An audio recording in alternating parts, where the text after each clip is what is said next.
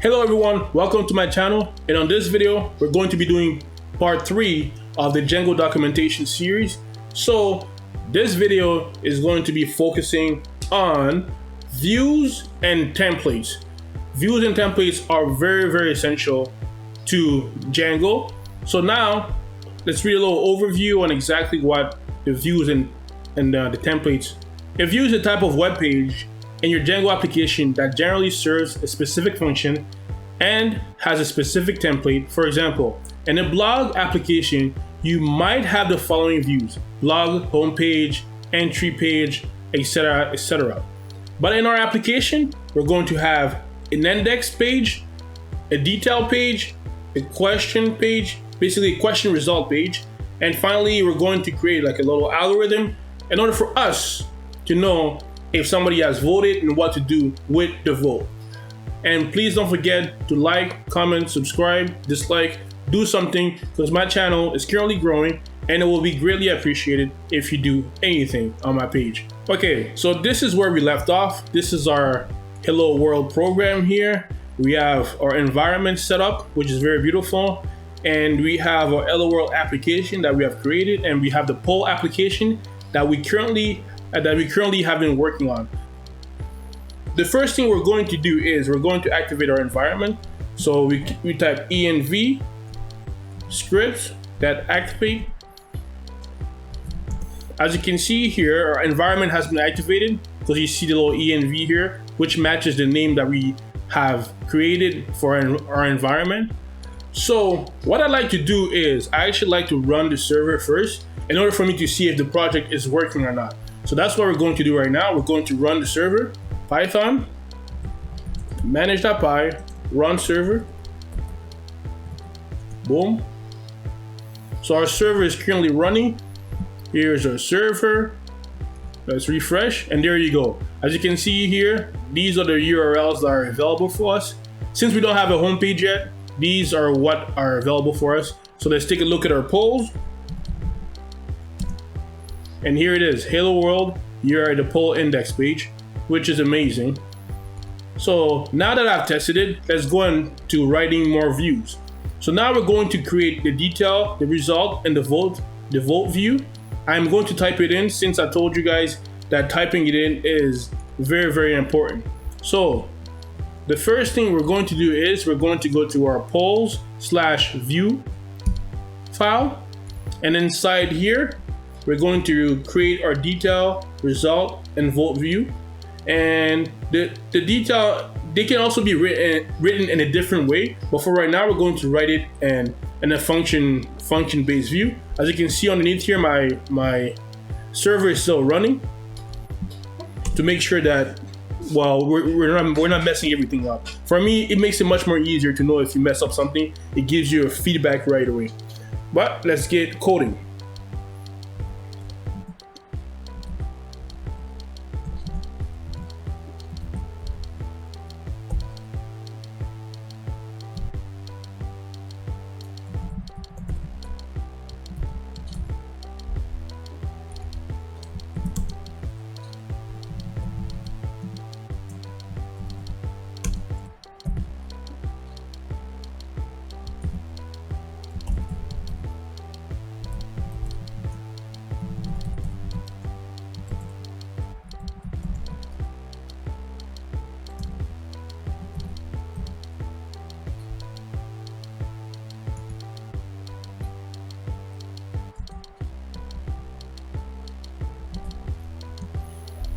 So what did we do here? So we created a detail view.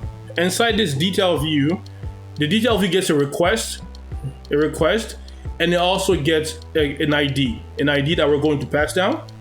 And it returns the HTTP response that's going to say you're looking at question, and it's going to pass down this ID here, right over here. So it's going to say you're looking at question, let's say 1, right? So let's save this.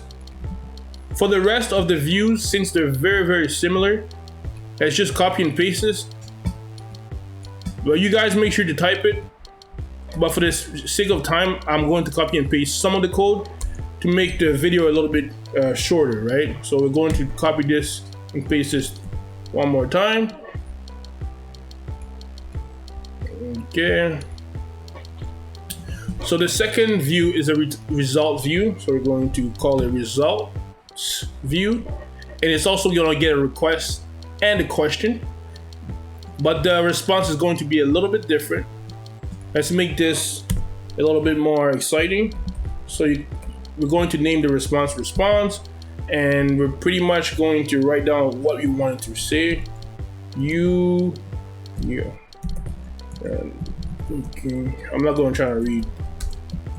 You're looking at the results of question. So it's going to be almost the same thing. The only difference is we're going to take the response here, and we're going to replace the string with a response variable, and it's going to do the exact same thing as the detail view. And finally, the vote. So the vote here, the vote is also going to get a request and a question ID as parameters. So the request here, you're probably wondering why everything has a request. So when you go to www.yourfavoritewebsite.com, the website has requests something. It requests, for example, images, HTML, text, JavaScript. So this request essentially has every little thing that your browser requests when you type www.yourfavoritewebsite.com. But we're just passing it parameters so we can use it later on. And the vote is basically going to be the same thing, but instead of you're looking at, it's going to say you're voting on question and the question ID, which is wonderful. You see now the website isn't broken, it's still working. That means we have not made an error. So now we're going to write the path, the URL path that's going to access these functions that we have written right here. So in order to get to the URL path, you go into your polls, you find the URL path. Don't get confused with the one inside your setting. This is a little bit different. This is for your main page, right? But let's not get confused. Let's just go right here to our polls/URL file, and we're going to create the paths that are going to be necessary for us.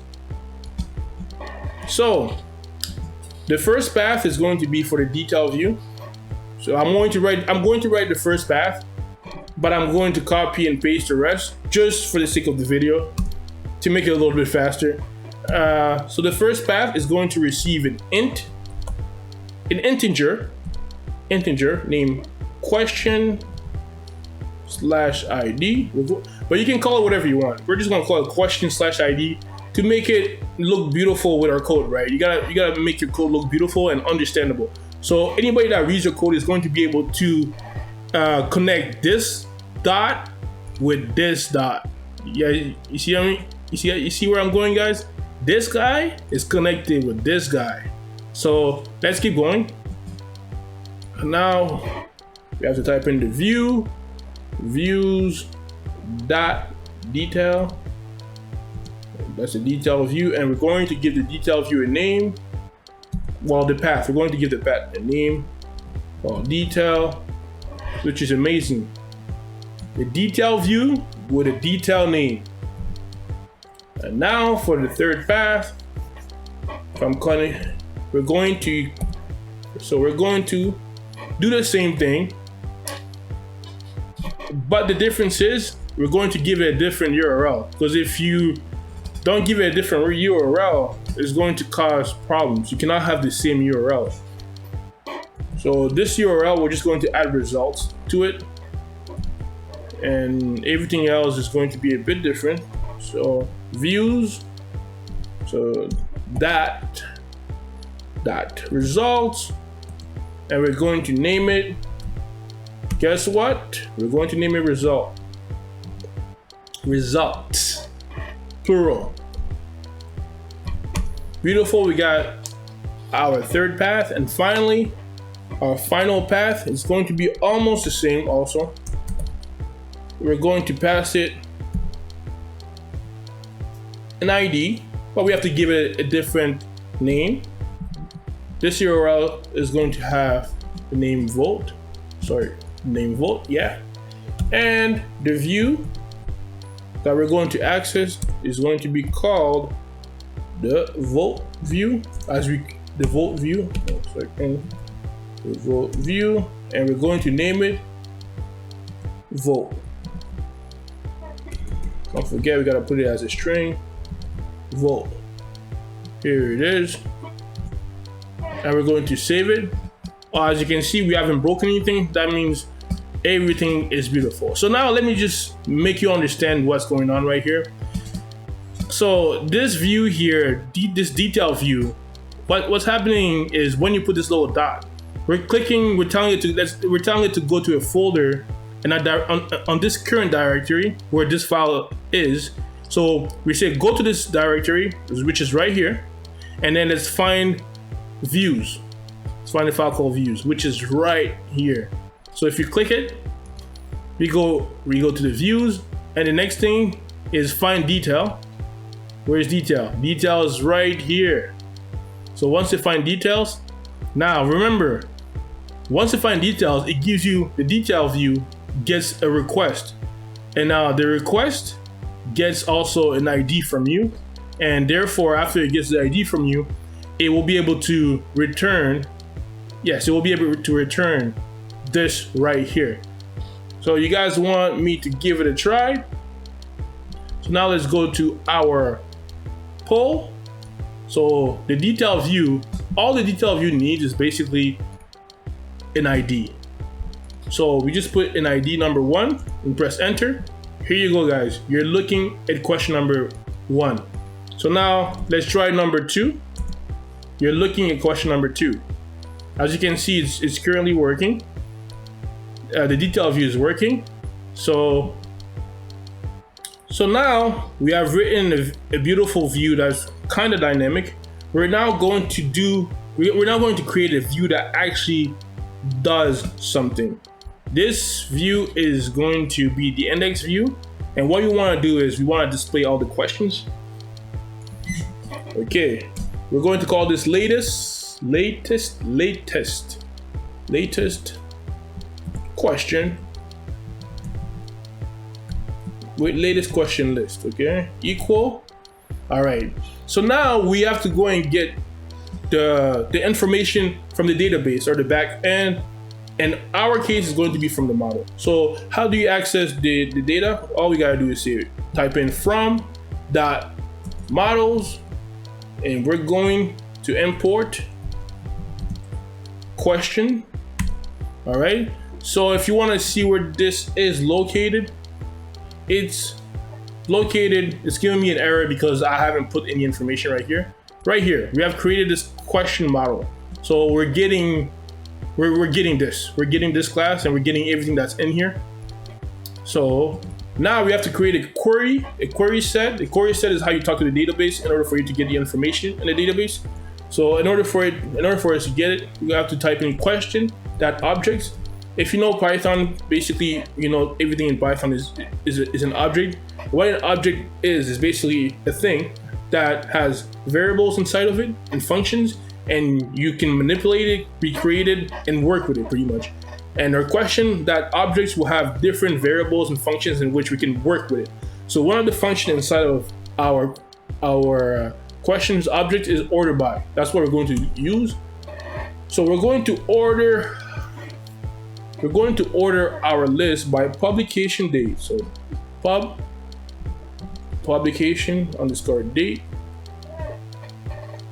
The reason why I know this is because, well, if you read the documentation, you'll be able to see it. These are certain parameters that come with Python. So we're going to go for the latest five questions on the list to make it short. So if you have a lot of questions, this is the way to get a shorter list. So now we're going to create our output, what we want to see. So since it's a list, what we're going to do is we're going to create a string. We're going to join them together to make it easier instead of using a query set. So if you just run it right now, you might just see you will see a query set. We don't want to see a query set. We actually want to see the data that's inside of it. So we're going to create a string representation or a string representation of the data.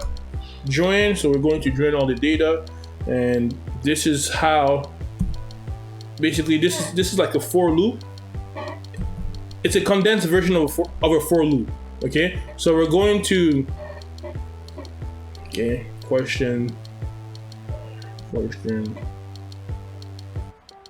Okay.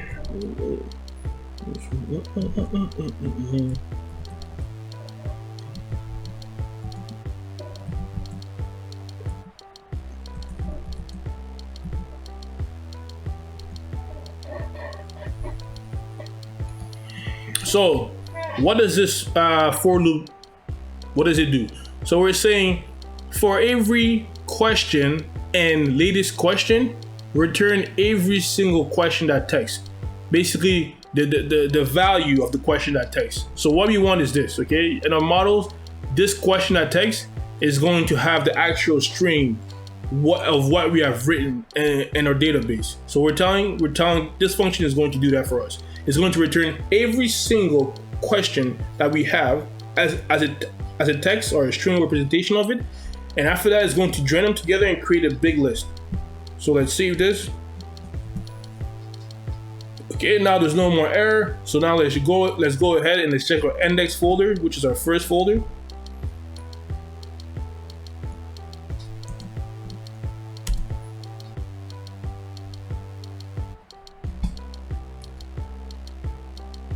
Okay, so the one thing we have forgotten to do is we have forgotten to actually pass down our output. So we have to pass down the output in order for us to see the data. Okay, let's do this again. All right, now let's go check our page here. Let's refresh, and here you go. These are the questions that I've written in the back end. What is your age? What is your height? What is your name? So let's go in the back end and actually check out. Let's go in the back end and actually check out. Okay.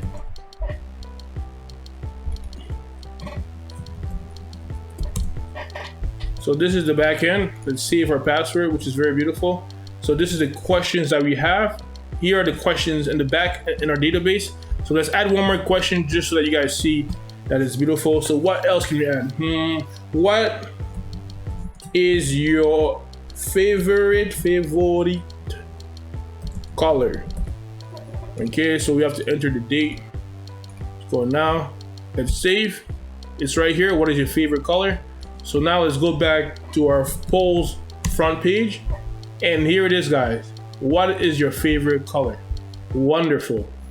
We want to be able to create a page that can be manipulated and changed. You can add colors, with HTML, CSS, JavaScript, etc., etc. So in order to do that, Django actually has a beautiful concept. It's called templates.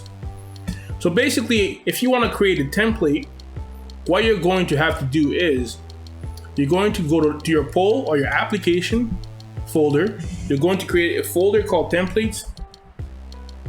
Inside that template folder, you're going to create another folder that's going to be named the same name as your app. Mine is called polls.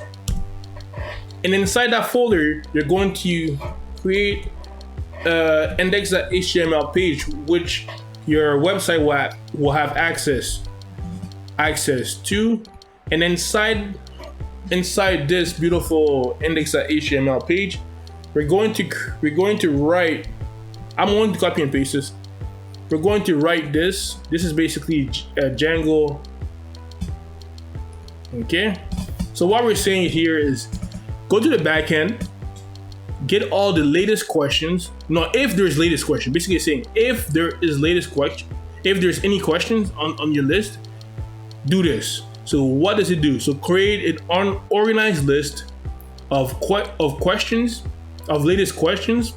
Now for every question and inside of questions, we're going to create a list that has an A tag or a reference or href, and the href, we're going to create a URL that's going to point us in our detail page, and then the A tag is also going to have a name. The name is going to be question that text. The actual text is going to be coming from our back end, and under here is basically saying else if none of this is true, just say no polls are available, which is usually you don't want to write code like this, but because of time, we want to be able, we want to do this really fast, right? We want to get this done as fast as possible. In order for us to actually see this data this way, we have to rewrite our view. So we're going to go to the view, and so here you go. So we're going to have to import the loader. So basically, we're doing the same thing as before. This is it right here. So we're getting the latest question list. We're calling this query set here by publication date, and we'll grab the 5 latest questions, and this template. And we're getting the template, and the way we're getting the template is we're loading it using the Django template loader. Make sure to import this, and this is going to get the template, and the template here is going to point to polls/index.html, which is right here. It's going to point at this folder, and it's going to pass it the context. The context is basically the query set, right? It's going to pass us the list of questions inside our database, and we're going to write this as a dictionary, and we're going to pass this context. We're going to pass this context right here, and we're going to render it. And we're going to pass it as an HTTP response. It's a lot of things that's going on right now, but we have a better way to write this. But let's take a look at our program and see. Okay, let's refresh. There you go, guys. Now you see there's the list. You can click on the list. Isn't that beautiful? Yes, you can click on the list. Wow. What is your name? You're looking at question number 1. You're looking at question number 4. You're looking at question number 2. This is amazing, guys.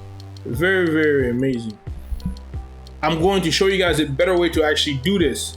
The better way to do this is what I actually do all the time, is I actually just call in a function named render that's going to do all this beautiful stuff in a small amount of code, in a shorter and small amount of code. But first and foremost, we're going to remove the loader here because we don't need this anymore, and we're going to import from shortcuts. We're going to import render, and render is amazing. So what render does is basically what loader does, but a little bit more faster. Render gets a request. It also gets your template folder. It basically gets the location of your template folder that you want to use, and it can also you can also pass the context. It does all that in 1 line of code instead of 2 or 3 lines of code, which is why you want to use render rather than loader. So now let's take a look at our page. Reload. There you go, guys. Nothing changed. That means render has done its job. So now let's make it even better. Now we're going to learn about raising 404 errors. This just means that if you try to get data in our backend and something goes wrong, you want to have a response. You want to reply. You want to respond to your customer or your client or your people that, listen, that question does not exist. So the way of doing this, one way of doing this is to raise a 404 error. So we're going to import this. We're going to have to import 404. We're going to copy and paste it to make this a little bit faster. And now we're going to rewrite the whole detail view to make it look much better. Alrighty. So the detail view is not rewritten. Let's read this really fast. So when you type in the URL to get a detailed view, the first thing we're going to do is we're going to try to get the question, right? We're going to try to get the question with this ID. So this ID here basically says, listen, if you send ID number 1, we're going to get the first question. If the first question does not exist, we're going to tell you, hey buddy, the question does not exist. And then it's going to return, either it's going to return this, or it's going to return this beautiful answer here with your question. And in order for us to actually see this, we're going to have to create a detail.html page right over here. So we go over here, we create a new file, and we call it detail.html. And then inside the detail.html, we're going to just type in question with those 2 brackets. And here you go, here's our detail view. So let's say, let's put it on an ID that we haven't seen yet. And here you go, question does not exist. So this is very, very good. As you can see, it's actually replying the way we want it to reply. So let's get back to the view here. It's saying exactly this, question does not exist. If you want to really see if this is true, I'm going to put a 1 here, or no, I'm going to put a 2. I'm going to save it.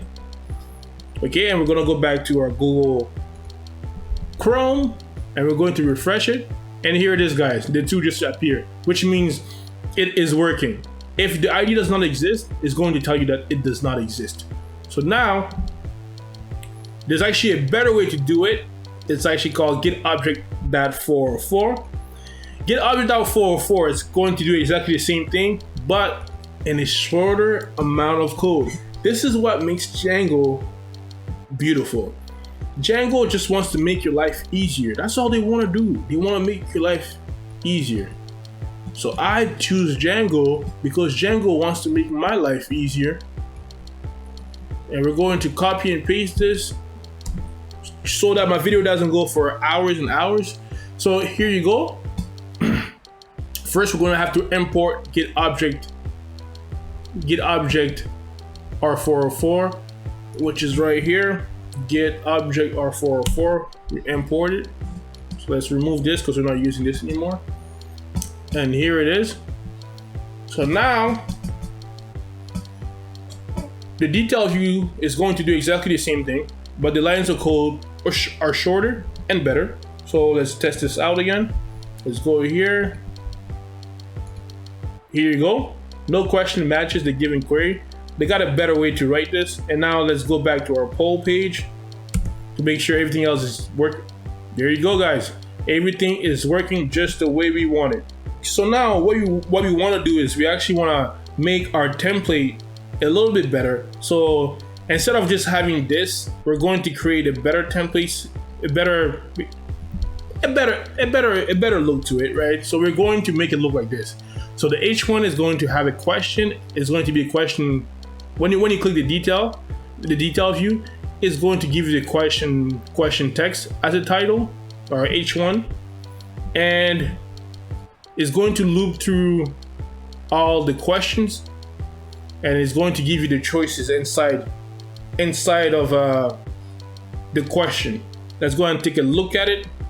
Refresh. Basically, here it is. Once you click it, the H1 works, but what we don't have yet, we don't have the choices. Once we have the choices, it's going to show itself here. We will be working on that, I believe, on the next video. So next thing we want to do is we want to make sure that we don't have any hard-coded text or hard-coded links in our application. Because what happens is this: when you have an application with 20 or more pages, what you don't want to do is you don't want to have a lot of hard-coded things. You want to have things that you can dynamically change it far away once, and it does it all over your website. For example, if you change this for SEO reason, maybe you want to change polls into something else. If you have 20 pages, you will have to go and manually change this into something different in every single one of those pages. But Django has the answer to make it easier for us. Remember when we created URLs, and the URLs had names on it? you can actually use these names in order for you to create URLs in your detail pages or your index.html pages, for example. So we're going to rewrite this in the Django way. So the Django way is pretty much simple. I'm going to copy and paste it. And here it is. So you just write the same code, but instead of writing down polls, you just create this template tag here called URL. And this is the name of the path that you want. And this is how you pass down the ID. You just put question.id and it will pass it down beautifully. As you can see here, nothing changed. I mean, it pretty much worked. Basically, this is also another way where, let's say you want to change this URL pattern here into something different. Instead of having to change it in each and every single one of the page, you can just do it here and it will find every single link that's called, let's say, detail, and it's going to change it for you. And also, if you want to change the view, you have written a new view and it's much more beautiful than this one, you can just put in the name over here and it's going to do everything else for you. So this is much better and much more easier. And this is the Django way of doing things. And to make things even easier, what you can actually do is in your URL, you can just create an app name, app_name, and your URLs. You can create an app name, and I just call this app name poll. And this can also be used to make it much more easier for you to actually access files inside your app. Let's go back to your index.url here. You see over here how you have written detail. Now the problem with this is that inside a project you don't only have one app. People can write multiple apps inside a project. You can have a poll app, you can have an ice cream app, you can have a cash app, who knows what. But the problem is, what if you guys have written different apps, but the apps have the same names? That will be a problem, because when Django will try to access it, it will cause a problem. So the easiest way to do it is to just name all your apps differently. And once you name the app differently, you can use it as a link to your other URLs. Basically, write it polls/details here.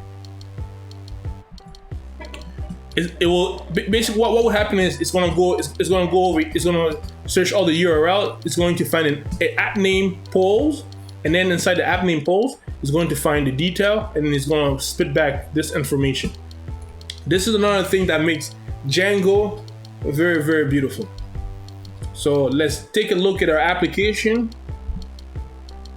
Here you go. See, nothing changed. Nothing changed. So guys, this is part 3 of my Django series on how to set it up and how to read the documentation and how to follow the documentation in order for you to finish our first application. This was a long video, but it was worth it. You learn about templates, and views, which is basically what what you see. You don't see the back end very much, but the front end for sure you see it. So guys, if you like my video, comment, like, subscribe, do what you gotta do. You can dislike it if you want, but I'm going to be working on making better videos for you. Let's get over these 7 videos in order for us to get started on better projects. I don't want you guys to be stuck in tutorial hell. I want you guys to learn the way I learn. So see you guys on the next video. Bye.